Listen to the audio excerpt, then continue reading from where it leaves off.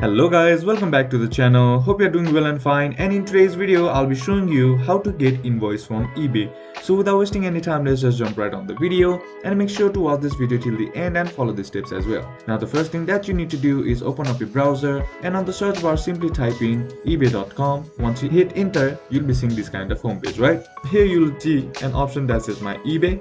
Drag down and then click on purchase history, and once you're inside here, you'll be seeing all your orders listed right here, right? Now all you gotta do is search the order that you want to print the invoice out. Once you select that, you'll be seeing this option right beside that order, right? Simply click on view order details, and once you click on view order details, you'll be sent to your order details page, and right beside it you'll be seeing this printer friendly page, right? Simply click on that, and once you click on it, here you'll be seeing this order details like your order information, shipping address and order total. All you gotta do is scroll down and then right click on it and then click on print, and once you do that, now all you gotta do is just print out your invoice, and that's basically how you can do it. And that's it for today's video guys. Hope this video was useful to you. Leave a like if it did, comment down below what the next video should be on, consider subbing to the channel. Thank you for watching. Bye bye.